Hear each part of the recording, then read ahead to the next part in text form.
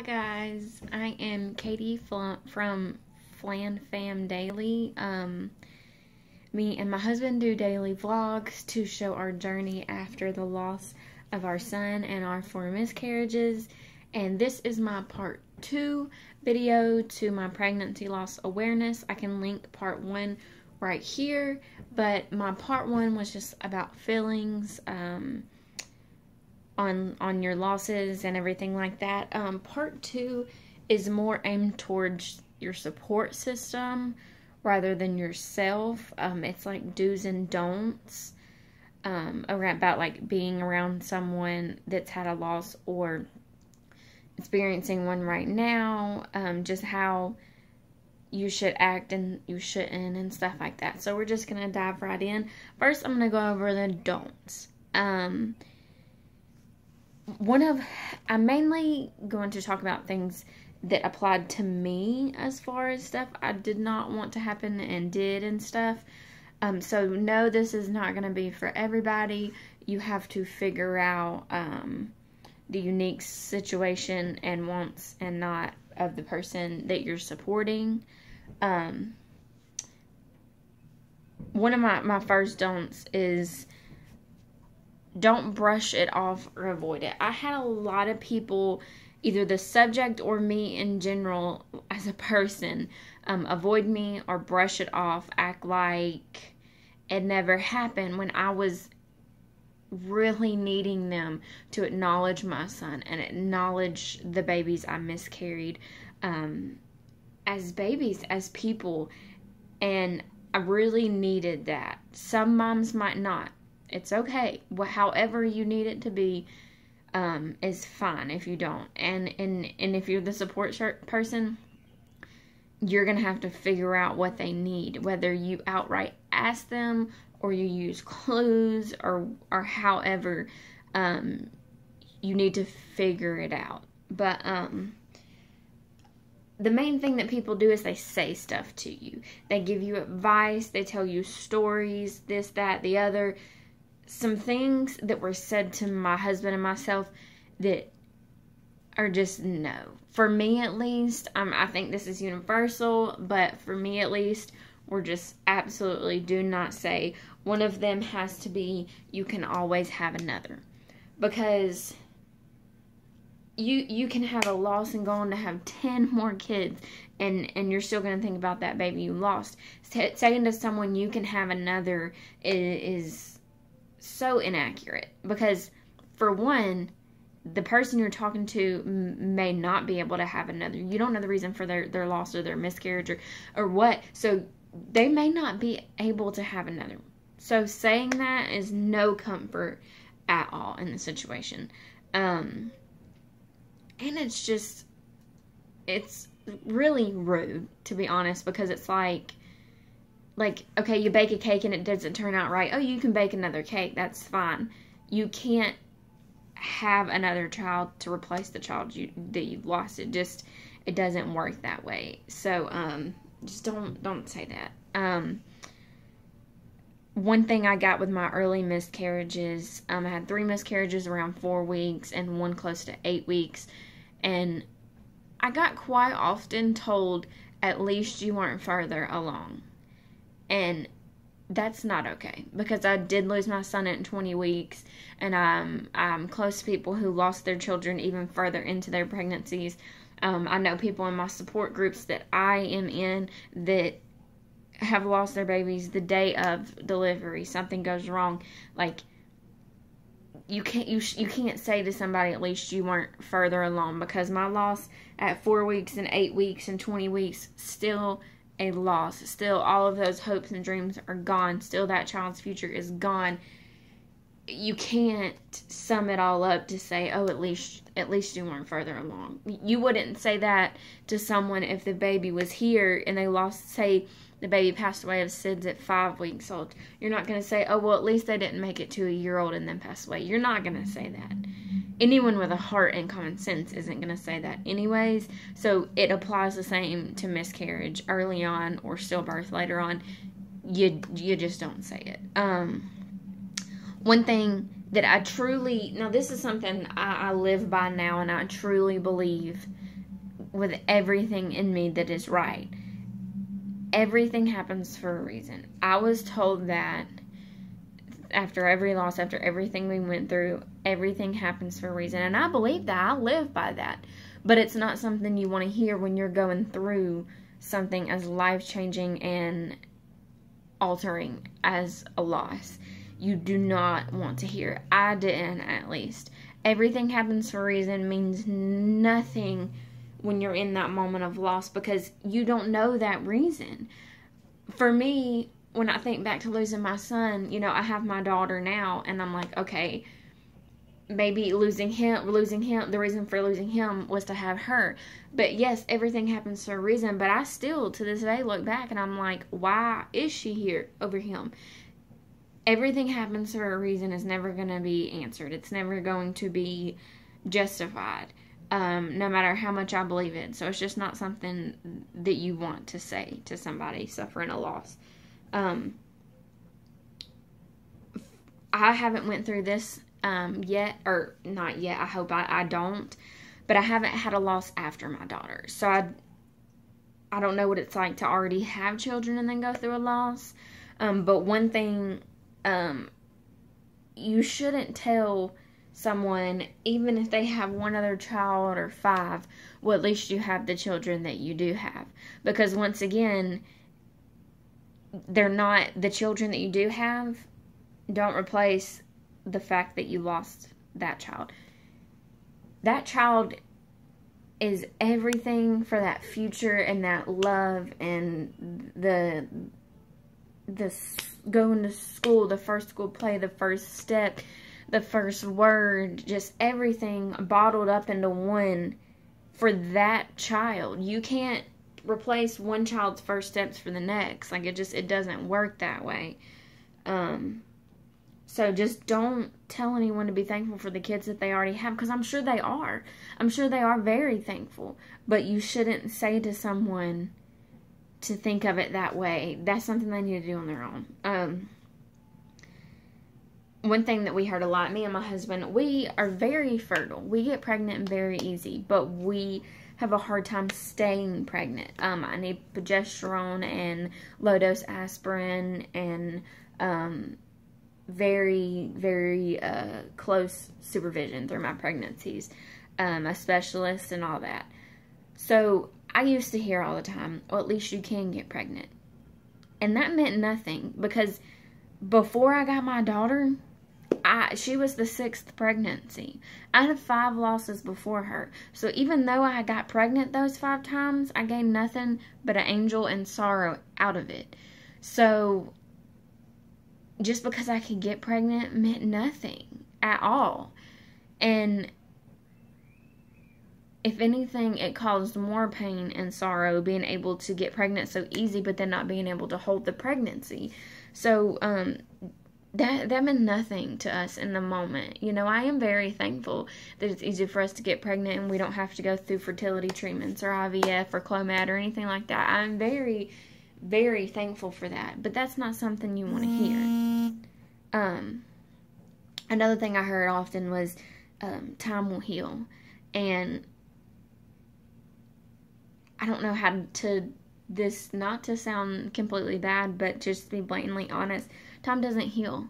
Time doesn't heal anything. The more time that passes, the easier I've been able to fake it. I guess that's the way I can put it.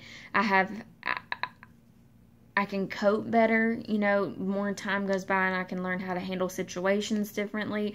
More time goes by and life changes and you adapt. But time doesn't heal. For me, at least, it hasn't healed anything. It's been a little over 2 years since we lost my son at 20 weeks, and time has done nothing but teach me how to fake it. Teach me how to live life without him. And the number one thing that I heard that I didn't want to hear is God has a plan. Whether you're religious or you're not religious, because I am religious. I don't go to church every Sunday now. I still have my issues with the man above that I'm working through. But even if I was active in church all the time, I don't want to hear God has a plan, because in that moment when I lost my son and through my miscarriages, it was anger towards God. And I know a lot of people are able to feel love towards God and get closer, but that wasn't how I was able to do it in the moment. I needed time for that. So hearing God has a plan, it did nothing for me, but only remind me that God was letting this happen to me. But I guess that's a whole nother video. But I guess that's it for what not to say, and just some stuff that I heard repeatedly that just isn't okay.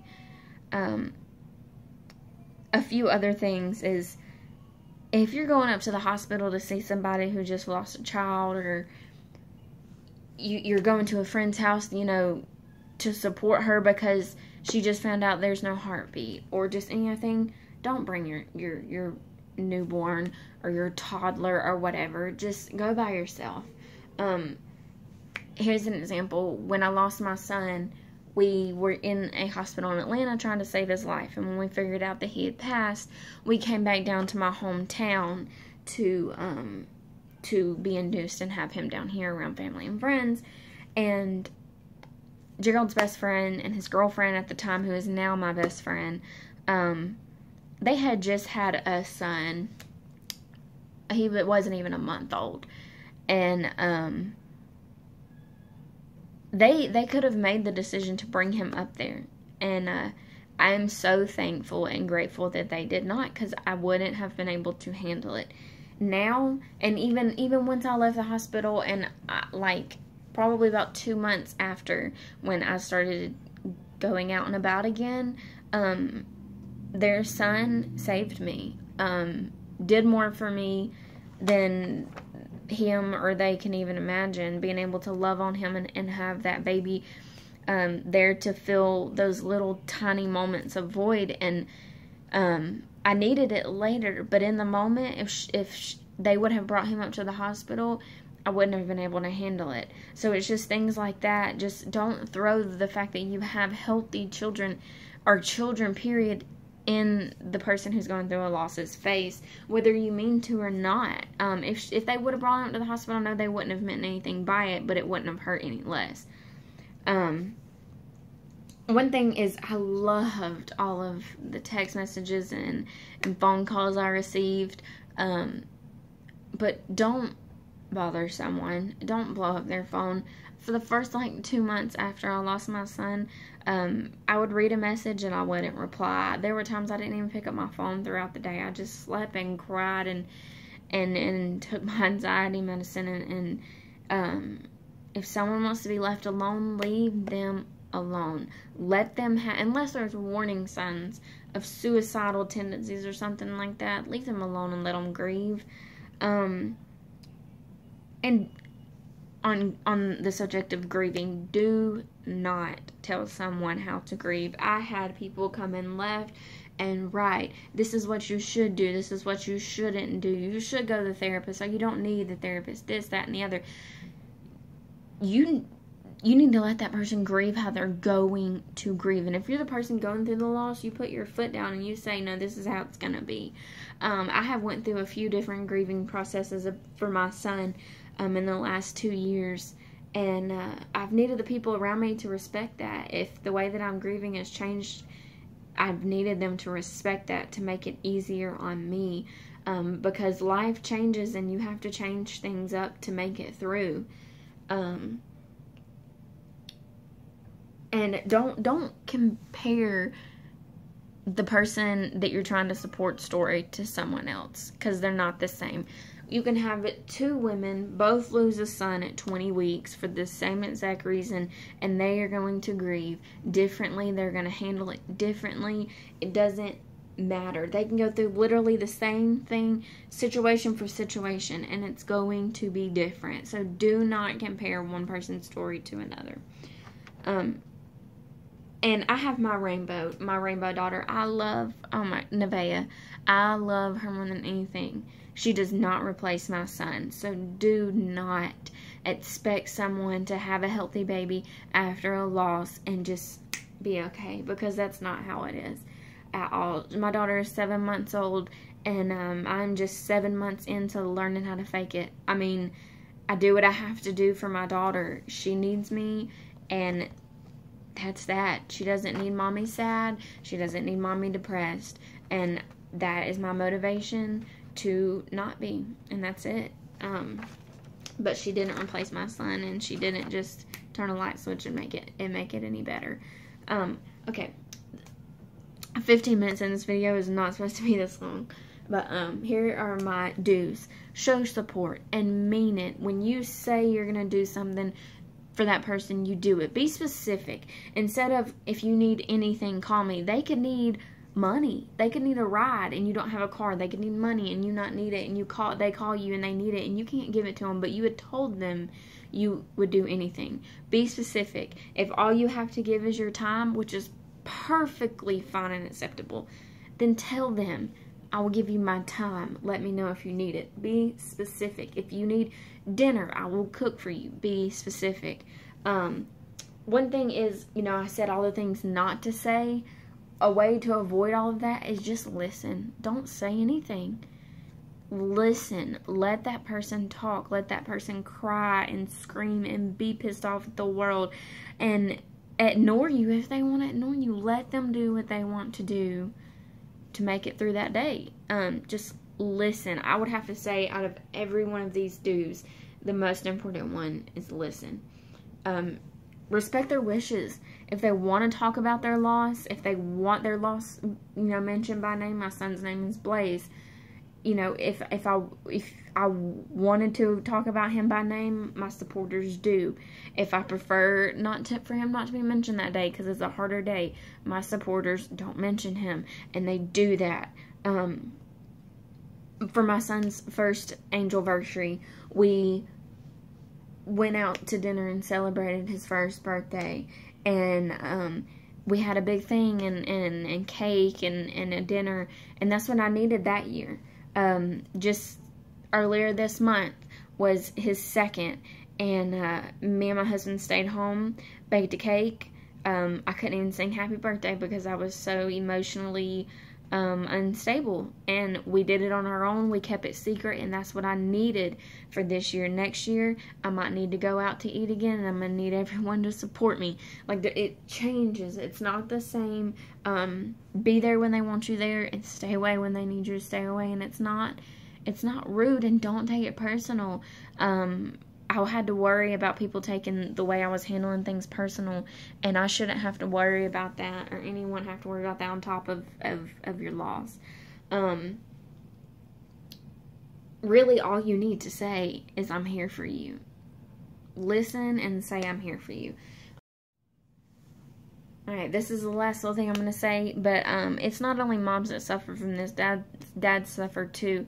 Yeah, my husband, seeing me go through the miscarriages was hard. That was the hardest thing for him as far as the miscarriage, because he didn't have that physical connection, was seeing me actually go through it and seeing me hurt. But he held our son. He loved on our son. He counted his fingers and toes with me. He had that dad bond. You know, they say a mother becomes a mother the minute that test is positive. It takes a dad holding their child. That's what it took. And he broke down. He handles it differently than I do still to this day. But it hurts. You need to be there for the dad too. It's not just the mom that you need to be checking on. And it's not just the mom that you need to be listening to and worrying about what you say and showing support and calling and checking on. It's the dad too.